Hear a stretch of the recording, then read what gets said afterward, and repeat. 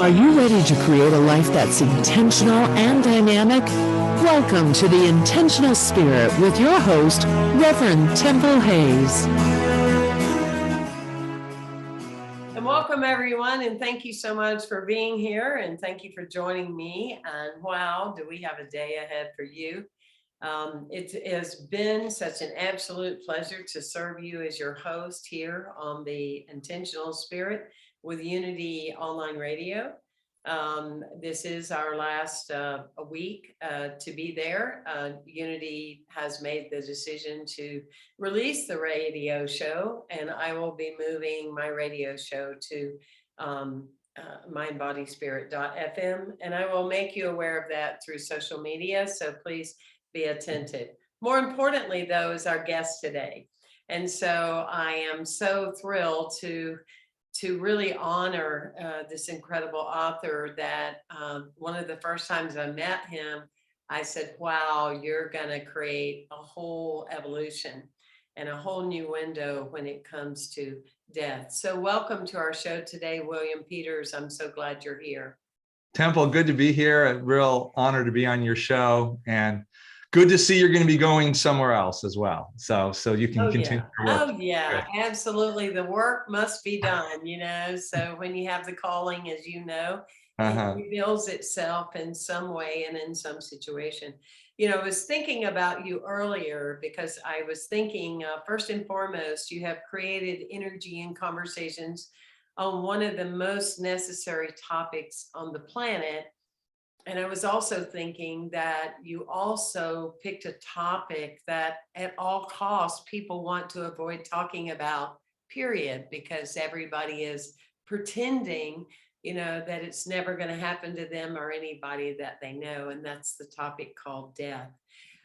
So one of the things I was kind of intuitively guided is I would like you, obviously we have plenty of time to talk about your new leading edge book, but At Heaven's Door. But I would like to start with just a little chronological line in your life of how William Peters, picked this instead of being a volleyball coach, or, or pick this instead of, because it's a topic. And it's a topic that literally, it's almost like calling for an offering in a spiritual community. People stop breathing. So I really, I wanted to hear a little bit more. I wanted our audience to hear. Obviously, I've chatted with you through these last couple of years. Walk us through, how did this become important to you that you're willing to move your life aside and say, here I am. Here's my banner. I stand for this. Here's my book. And this is very important because I know it is because of my life experiences. Yeah, thank you for starting that way, because when you said, why don't you become a volleyball coach? The thought went through my mind, I think that would have been a lot more enjoyable in some ways. So, because, my experiences, my primary experience, I think the real fork in the road happened when I was 17 years old, living a, suburban, upper middle class life, very athletic, really enjoyed having fun, pretty standard, 17-year-old boy, if you want, young man. But I had a skiing accident, a severe one, in which I fractured my spine, and I was catapulted out of my body and had, a classic near-death experience. Sailed away from my body on the ski slopes, had a life review, went through a beautiful rib tunnel, could see the awe-inspiring galaxy, cosmos, eternity, if you will. And then I saw the light. And when I saw the light, I didn't have the response that most NDEers have. My first response was, oh, I'm dying and I don't want to die. That life that I just lived is ended and I don't want that. Mm-hmm. And something about me, which still persists till today, is I'm pretty much a an outspoken person for things that are important to me. And so I started negotiating with God.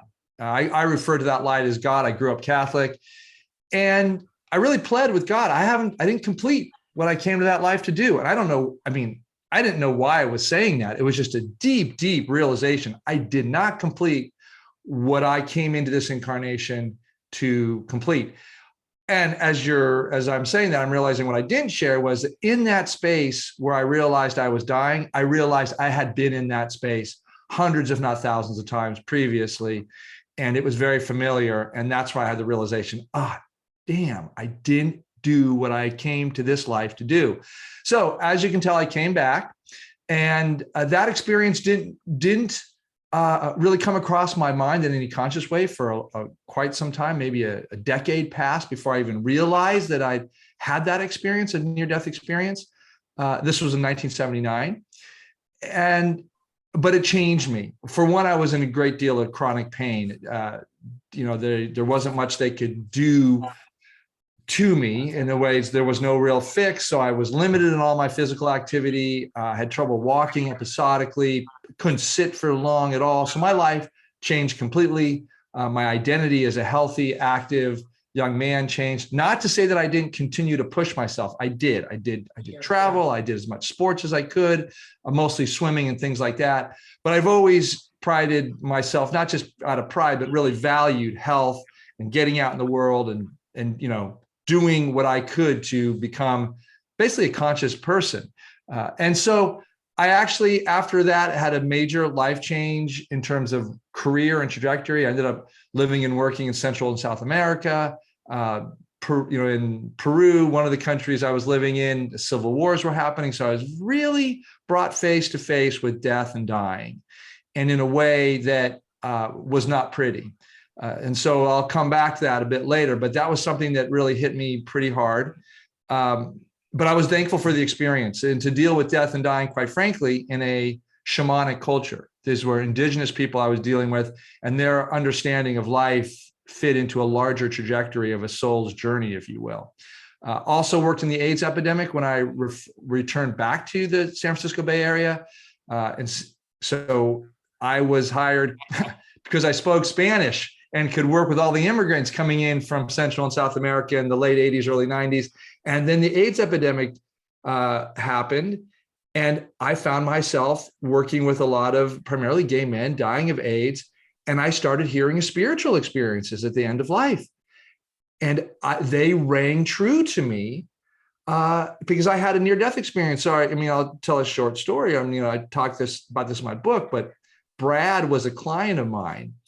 And he was a type of, what we call psychopomp or death doula. He was helping his brothers, as he called them, die because he was living in a home encampment, as so many were during this time. And he was kind of this person that would usher his community, create the rituals, and help people die. So he came in one morning and said, and he looked disheveled and wiped out, beleaguered. And he said to me, I said to him, Brad, what's up? I mean, you look really out of it. And he proceeded to say, yes, I haven't slept very much. Randy died last night. And I said, oh, Randy. I said, I'm so sorry. And he said, oh, no. He says, don't be sorry. It was the most beautiful death. And I said, well, please explain. And he explained that Randy, upon his physical death, ascended up a cylinder of light, stopped above this community of brothers who were with him, looked down and essentially bowed to each of them, saying, thank you for caring for me. You can see that I'm alive and well, and I love you, and I'm going on. And what Brad recounted to me, and I'll never forget this conversation, is he said he looked so healthy and vibrant and happy, which was such a profound difference from Randy just moments before, who was besieged by the HIV virus in the early 90s that was just causing gruesome deaths. And so when I heard that, I wasn't aware that I'd had a near-death experience that was somewhat similar, but it fit with me. I had an inherent openness, though I didn't doubt. I said, oh, that makes sense. I didn't say that. I said, okay, tell me more. And I got very curious. I would hear many more of these experiences. And then, I also later worked in Zen hospice, primarily as my interest in this field grew. But all the time, not really making a career choice in this until I met Raymond Moody in 2009. And in that moment, he was providing the first research ever on the shared death experience in a Western context. I mean, he popularized the term shared death experience. When I heard that in 2009, I was already a practicing psychotherapist. I was already working with grief and bereavement and spirituality, spiritual experiences in particular. And when I heard Raymond share the story, I was like, I'll share the research. I said, oh my, I know all about this.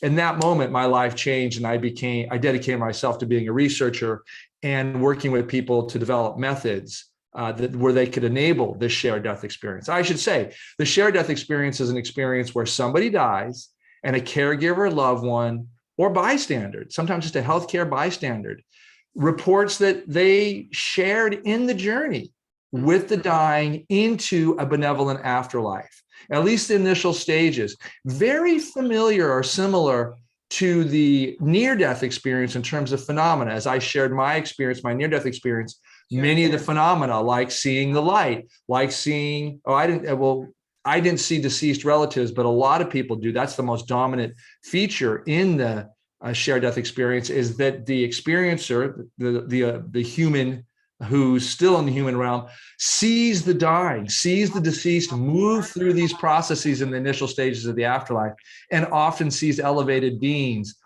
described as light beings, angels, also deceased relatives, aunts, uncles, grandparents, mothers, fathers. All this happens in this beautiful realm of the initial stages of the afterlife. So that's how I got into it. Thank you for asking. It's quite a story. I would never imagine at 17 years old, at 20 years old, or even in my 30s, that I would be doing this now in my 50s.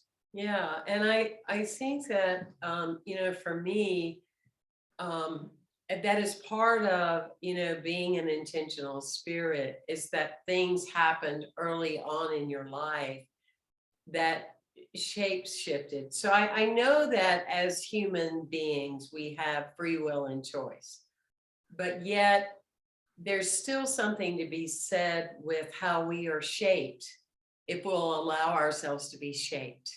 And I was thinking of one time I took training at a hospital to be a chaplain. Not a local spiritual community chaplain, but a very intensive training. And when it came time for people to share, how many times have you had someone die? And I was in my 40s then. And I said, you don't have enough time for me to name and tell you all the things.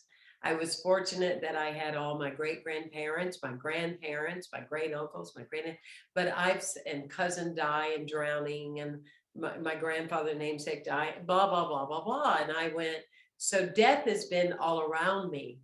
And so though my story is very different than yours, I had to come to a place where I could sit with, what can I do about that? So for me, my passion became about, well, I'm not going to die while I'm living, right? Because I'm going to die, and I can't seem to wrap my head around that. I don't even want to focus on that, but I want to focus on not dying while I'm alive. So my point in all that is that I'm very comfortable in that conversation of, how are you dying now? People look at you like, what? I mean, yeah, how are you? You're in that job you don't want to be. Well, you're dying a little every day, but you are so comfortable with, I'm not implying you take it for granted, but because you welcome this opening in your heart, you have more and more experiences that come to you. And that's why I'm so thrilled that you're sharing this, because it requires people to open. It's like we say about people saying, well, I don't have any miracles in my life. It's like, did you breathe today? Yeah. Are you still breathing? Yes. Well, you had a miracle happen. Did your heart beat? Well, that's two miracles right there. So build on that, you know. So anyway, I'm one of your cheerleaders out there in the field going, yay, go, go. So it's just it's very exciting what you're doing. And the space of that, I wanted to tell you something because this happened since I've seen you. A teacher of mine from way back years ago, it wound up that over these last, say, 7-8 years, we were in contact again and emailing and things like that. There had been this huge, 25-30 year gap. And one day I get a call from her and she said, I really want to talk to you, which our standard way was emailing. And I call her up. She said, my beloved Temple, my beloved student, I just wanted to talk to you because I wanted you to know this is the last time you will ever hear my human voice. I'm going into hospice tomorrow. I am dying. And I wanted to hear your voice and I wanted you to hear mine. I'm like, that's from work that Raymond Moody, that William Peters, that's the kind of work that you are doing in the world that allow that kind of healthy space of that, that just changed my heart. That like, wow, I want to be like her when I grow up, right? Wow. Yeah. That type of, using comfort is not really the right term, but in a certain way it is. And I'll tell you why I think it is that way. Because what I see so often is that people are facing an end-of-life situation. Cancer diagnosis is so common. Aging. We have so many elders in our world now, and they're, in a certain sense, they're deluding themselves to think that they're not going to be dying anytime soon.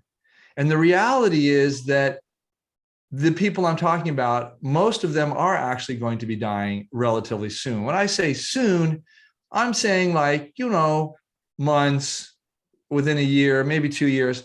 But the challenge, or I should say the issue I have with the delusion is that conversation that your teacher had with you, that is the conversations we need to be having across our culture all the time with our elders.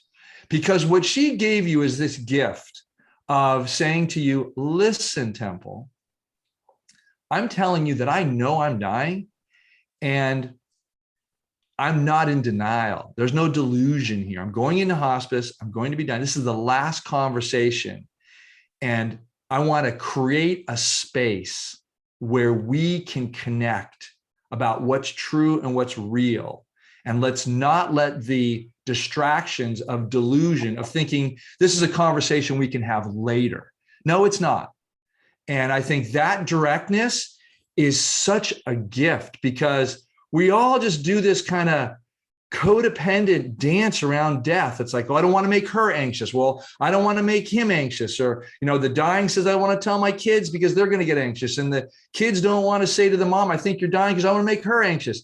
The whole thing is nothing but a lack of truthfulness. Mm-hmm. And I mean that with directness, but I'm a very, Temple, not you and I talk quite a bit. I mean, I'm a compassionate person, but I think that we engage in a very uncompassionate, uncaring act when we don't tell our loved ones what we are feeling inside of ourselves about our own life. And if we're a caregiver loved one, we don't express our concern for our loved ones. And I have just a situation just last week where a man called me and said, I'm dying and my family doesn't know it, but I know I am. And I don't want to disappoint them. And I said, I think you need to call a family meeting, and I'm happy to facilitate it. Where I can say, hey, your father, your spouse has something to say to you. And I really want to create a space here so everybody can take some breaths and realize this conversation we're going to have is going to be one that your father needs to have, but every one of you here, children, spouse, best friend, this is a conversation you will remember forever. This will be this. Yeah. And so, like I said, so there's steps here that can be taken, and your teacher just modeled a beautiful one. I'm just wondering, Temple, what happened after you made contact around that existential reality that this is the last conversation? Because in my experience, that opens a space for a richer, deeper, an opportunity for an amazing conversation. Actually, after you establish that this is our last conversation, your teacher's dying. Now what? Right. Well, it's such a ripple effect.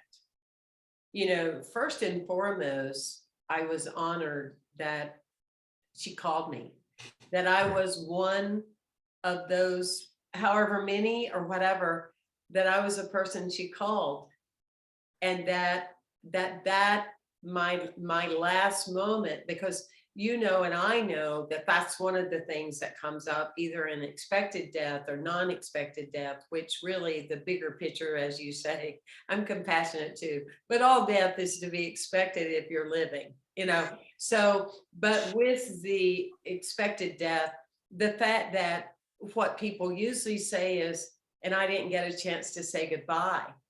I didn't get a chance to say thank you. Well, first and foremost, we ought to do that every day.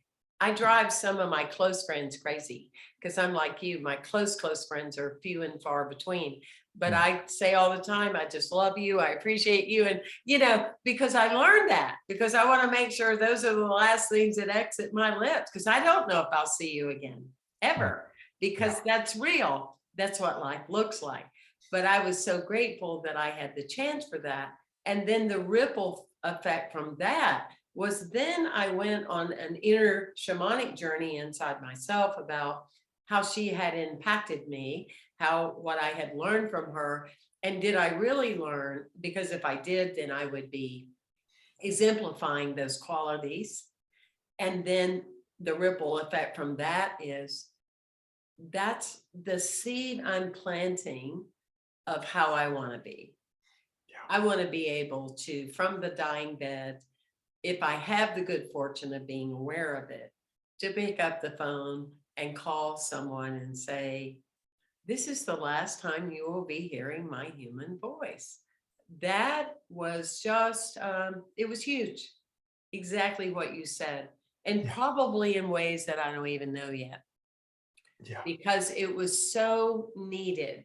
It's so needed in our society, and it's so healthy. Rather than living in the land of denial and pretending if we never talk about it, it's not going to happen. And like you were saying, of the man that went, no, I don't want a disappointment. The disappointment is cheating someone from being able to have the experience with you that really loves you. I had another teacher that just shut me out because she was doing a natural choice death with breast cancer, and she didn't want me to see what was happening to her body. So she was angry and shut down, and so that's another kind of experience, right? So and that's, as you know, I'm such an advocate for all that you're about, because it's so necessary. So necessary. And so, and obviously our whole second half, we want to hear all about the book and some of the steps. And obviously, everyone, you can go to Amazon.com and you can purchase the book. It's presented by Simon & Schuster. The book is doing extremely well, but let's make it our mission to make sure it does even better. And for sure. And so when did it come to you? We have a couple of minutes here. When did it come to you or find you that it needed to be in book and audio form, William? You know, I realized about 12 years ago that we needed a research project to really bring these spiritual end-of-life experiences to the healthcare community, to the medical community primarily, and to mental health providers who deal in grief and bereavement. Because what happens when you bring a spiritual experience into a medical setting is we don't have the language, we don't have the understanding for spiritual experiences in a medical setting. Now, you as a spiritual, person, reverend, what have you, and your particular training experience have a unique openness. Even among spiritual leaders, you're very unique in that way. But so you can run into, and I was seeing this, people coming into resistance in medical settings. So I realized the only way I was going to be able to influence them was to do research. And so did a long research project, was published in the American Journal of Hospice and Palliative Medicine, a very prestigious journal. It's been published, our research has been published other places. This then provided the foundation to then go to a major publisher and do a general audience book. I'm so glad they listened to you, everyone. We're talking to William Peters. You can find him on Facebook at Heaven's Door. You can Google him. Let's go to Amazon and get that book. We'll be right back after this short break. We're glad you found us. This is Unity Online Radio, the voice of an awakening world.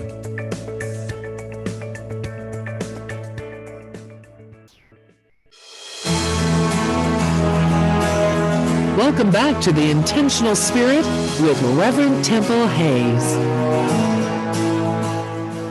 And welcome back, everyone. And I'm sure you're thinking exactly what I'm thinking.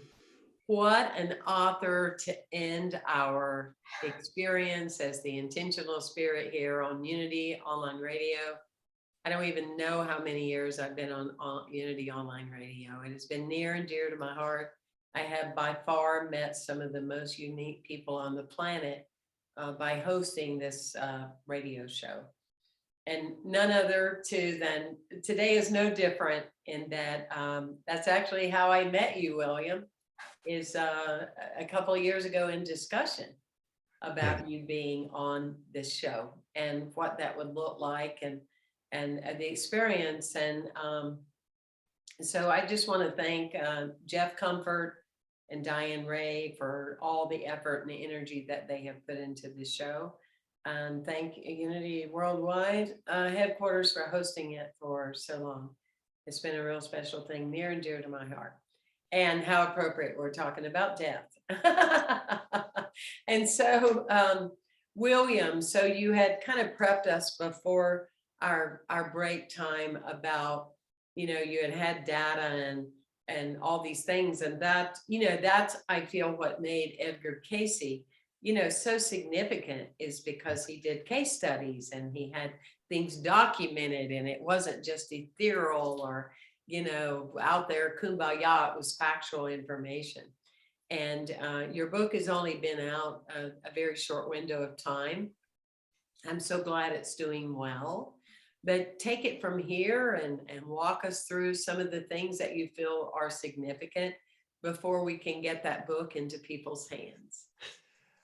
Thank you.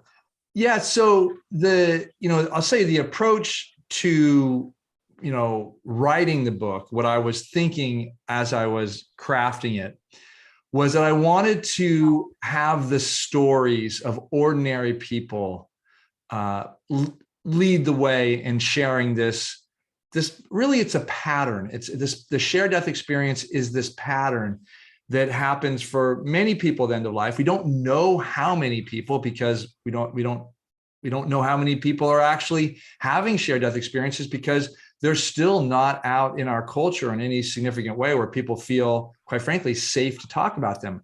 And most of the people that I have interviewed, either clinically or then later in the research, they would often say, you're either the first, second, or third person I've shared this story with. Rarely did anyone share it with more than a handful of people.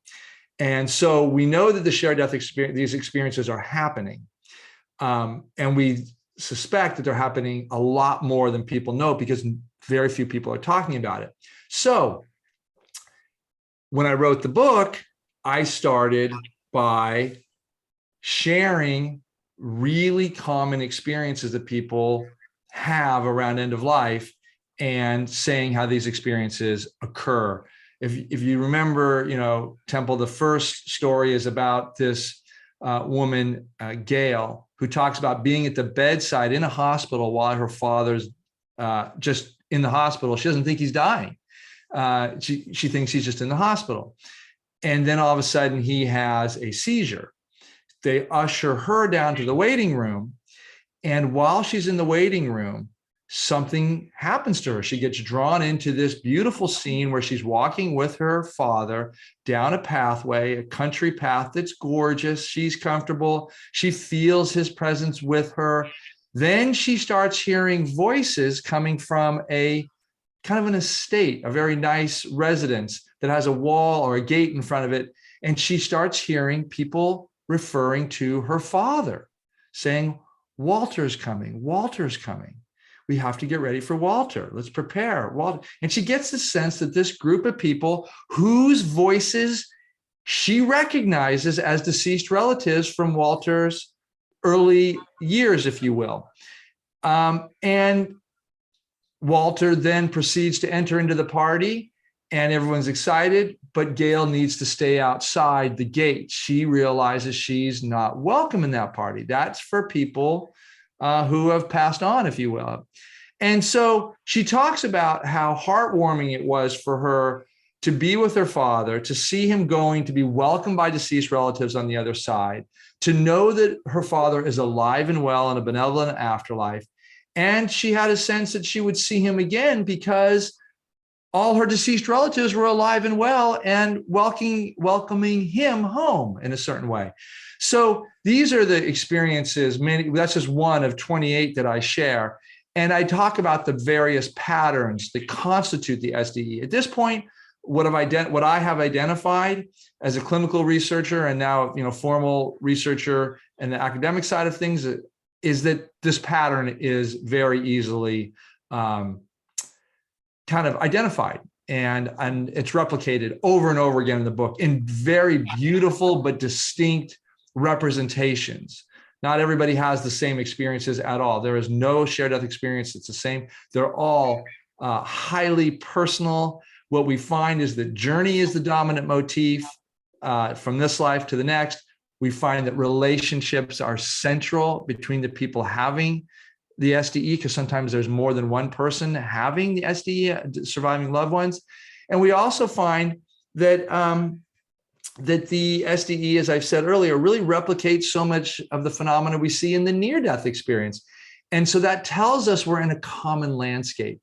We're in a landscape that lives right beyond a human life and is the initial stages of an afterlife, and that it's imbued with love and the highest virtues and affective, sublime experiences. So for me, as we've talked about, I want people to be at peace with death. I want people to know that the most cutting edge research tells us that death is not to be feared. In fact, it's a far more desirable existence than the one we're having right now. The human realm has a great deal of suffering for those of us who who really take this, really are reflective and honest about what we experience here. It doesn't mean it doesn't have joy. It does. As the Buddhists say, 10,000 joys, 10,000 sorrows. We don't have problems with the joys. We have challenges with the sorrows. And so the near-death experience suggests that, and the shared death experiences and other spiritual experiences at the end of life, that what awaits us, at least initially, is a very beautiful homecoming filled with gratitude, appreciation, and just sublime feelings that are not able to be experienced here in the human realm. So, I encourage people to do their own exploration, because once you learn about the shared death experience, what I have found in my community is people naturally transform into ambassadors for talking about this experience, because it really it really holds out a different way of looking at end of life that's far more, not just positive, it's realistic, it invites deeper connection, and it allows us to connect more deeply with everyone in our life as we approach the only experience that we know we're going to have, which is death. And, one of the things you were saying is that because as a culture, we have such a disconnect with, if we understood that most of our sorrows create the space for us to have more joy, right? Yes. It's like somebody asked me one time in an interview, how is it that you're so joyful?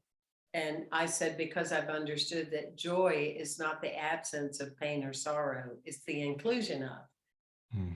And the more you can work with that concept, that those deep wounds and things that happen make you more, not less. But of course, that's a whole other thing with our culture, because it doesn't sell pharmaceuticals and make you codependent to the universe. But all that said, one of the things you were saying is the other thing is that, yes, there's sadness about death, but people angry that their card is being pulled and they're not ready. And that was a terrible experience with my shamanic teacher because she was so angry and it shut people out. I don't want to judge her. I'm just simply stating facts that made it, very difficult. But I think one of the things in that we're inviting people is to share the experiences with you, to write in, to leave comments on your website and things of that nature, and to share them with one another or to talk about them. Like I had a dream one time of this woman that had been a member in my community, but I really didn't know her. But in the dream, I lived somewhere else then at the time. And in the dream, I saw her just scooting down the road in her little red doodlebug. There she was, and we're, waving at each other. And I responded to that. I didn't say, well, that was just a dream, or why did I think of Shannon? I picked up the phone and I called somebody that lived locally. And I said, I had this dream about Shannon. Well, she died yesterday. So, it's the following it through to learn more and not making assumptions about that, right? Yeah, and I love that you shared that experience with Shannon, because what we find is that those experiences happen much more commonly than we know. And you have the confidence and wherewithal and wisdom to know that if you have an intuitive hit like that you will reach out and follow up. Most people don't, but when you do, it strengthens that intuitive spiritual muscle to both connect and respond to Shannon as you did, and to others who are transitioning. And then you have this very special opportunity. Maybe Shannon wasn't, you weren't close enough to Shannon to have that.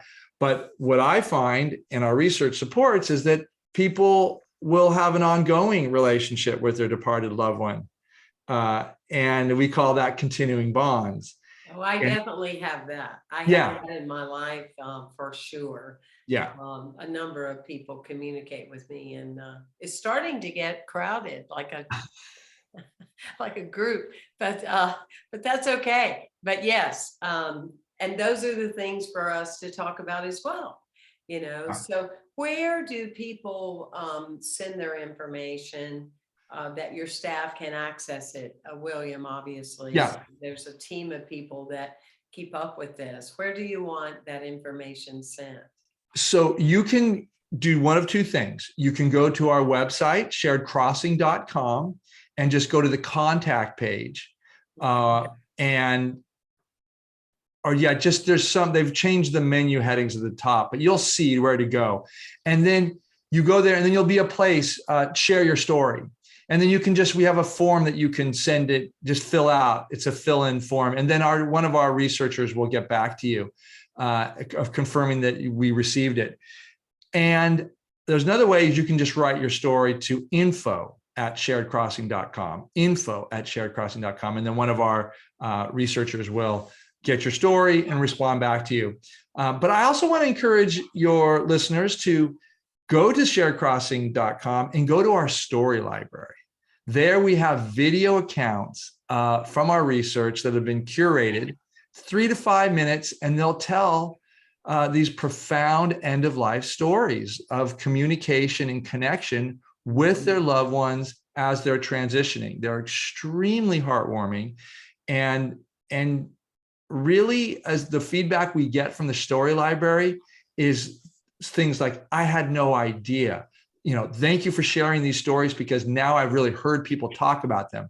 Now, that's an easy way to get direct access right now. And obviously, the book is much more developed in terms of how I talk about the people themselves, their relationships, their religious views, spiritual views, and how this experience transformed them. And I should say that one of the reasons that I am most interested and committed to getting word out about the shared death experience is, yes, because it really transforms our relationship to death and dying, which we need, all of us, most of us in our culture.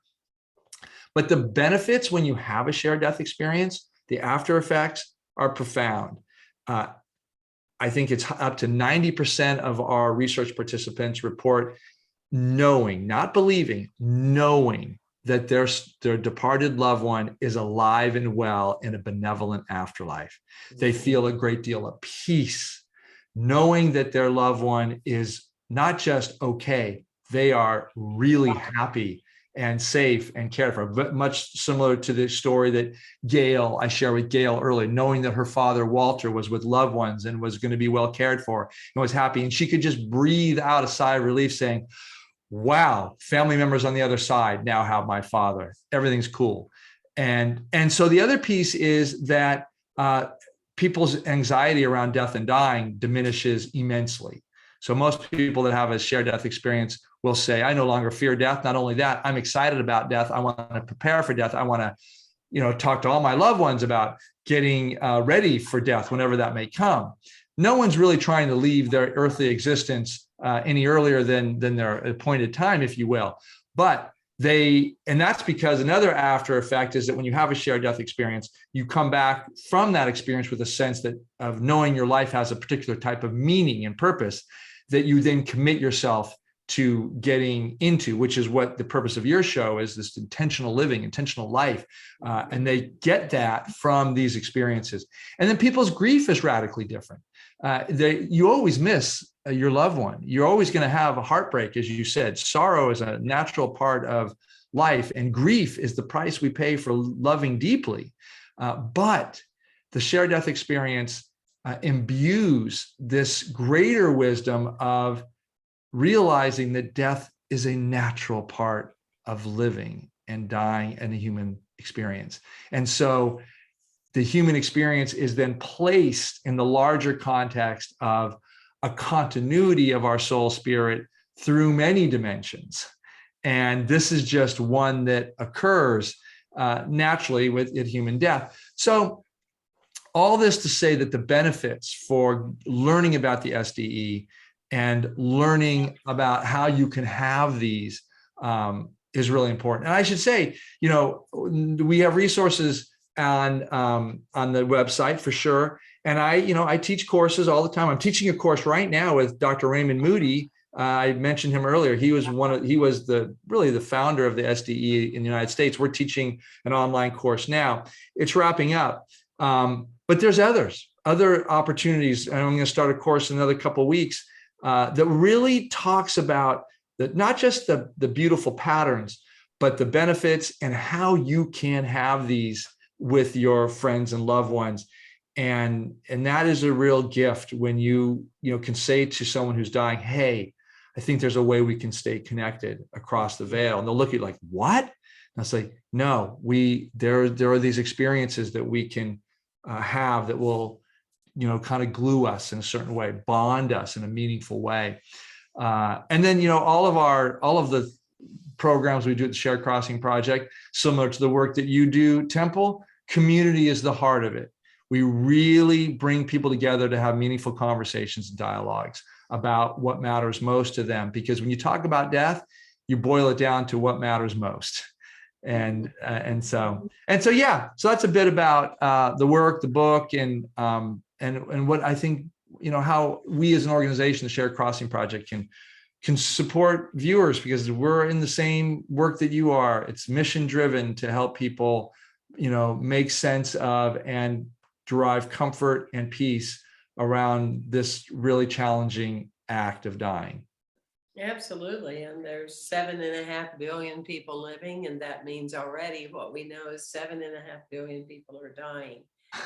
And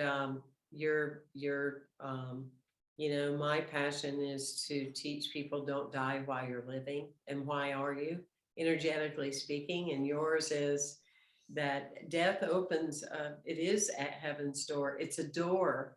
And it's not a loss, it's not a disappointment, and I think that's something too, that the beauty of New Thought is that dying isn't that you failed, or you did what was it you were set out to do since day one. It's not a disappointment or a failure, or you, or this is the one time you didn't want to make the cut. Right. So it's I just find it to always be great medicine for my soul every time there's a conversation. Yeah. Like you were talking about, and they continue to communicate with you. As I told you, one of my deep special friends has been communicating with me from the other side since 1989. And yet that is about having a door. If you don't have a door and you don't open your heart and allow, it's like miracles. They don't come. These kind of things come with the openness of allowing that and believing that they're so. Yeah. And you're bringing up something else really important, and that is, so yes, my book is on the shared death experience, but my larger research mission is a series of end-of-life experiences that I actually created the spectrum of end-of-life experiences. And that's because as I was doing my research, I found people naturally would come to my consultation office and say, I don't think I had the shared death experience, but before my mother was dying, I saw her talking to my deceased father, and they were having this conversation about things that I remembered that were important to them. And I don't think she was making this up. I think he was there. In fact, I kind of felt his presence there. So we call these pre-death visions and visitations. They're different from dreams because they're so real. They're actual visions and visitations of other beings. And sometimes the caregiver loved ones can have these, but most of the time we observe our loved ones having them. So we look at that. We look at those experiences too. We also look at pre-death premonitions. So many people have premonitions about when they themselves or their loved ones are going to be dying. And we're very interested in those because I'm finding a correlation about when those come up and why they come up for another conversation, Temple. But we're very interested in those. And then also on the flip side of death, this beautiful communication that you had since 1989 with one of your teachers or friends is just beautiful. That is very common. 56% of adult North Americans report having some type of communication with a significant departed loved one. That's stunning. That's stunning because if you would think, if you walked into most of our medical offices and reported that, they would say something pejoratively or dismissive or not just take it up as it should be taken up.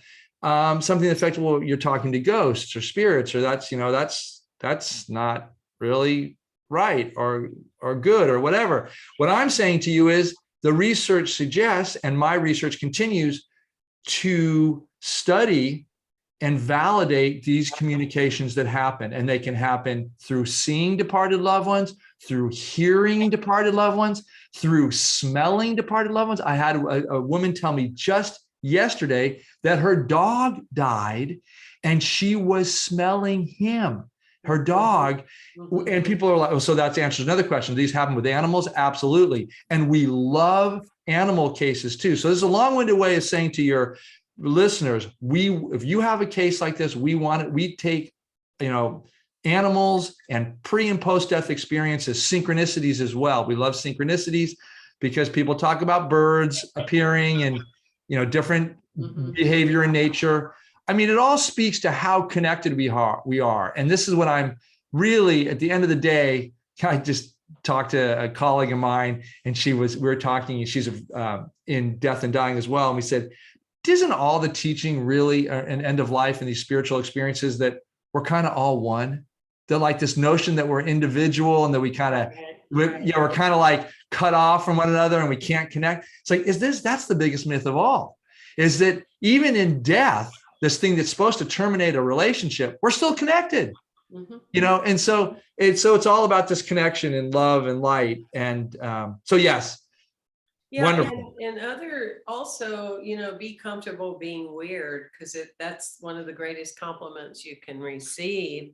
But the other aspect of it is, in my understanding, you're the expert in this field, but I was thinking about, I had a great aunt, a number of them, which previously I stated, but one particular that I just adored her. And my mom called and she said, Aunt Claudia is in the last hours of her life. And I went, oh, geez, I wish I could get there, but I can't.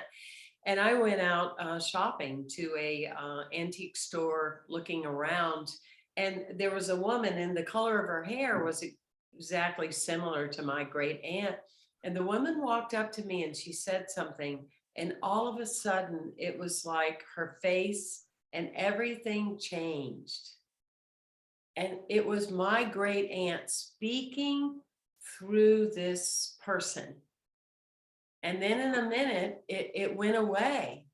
But I'm like, whoa, that just happened. Yeah. She spoke through that person's body and said something about my beauty, or, whatever. I don't want to sound like I'm, doing that, but it was so meaningful. So there's so many expansive ways. And please go to sharedcrossing.com. Please get to know the work of William Peters. Please spread the work with your family and friends, because it's time for us as a culture to be more healthy. William, you are always a pleasure. I love sitting in this space with you. As we've proven, we talk for hours, but you are such a gift, and I look forward to seeing where all this goes. And I'm grateful to be a part of it. Thank you for being on our show today.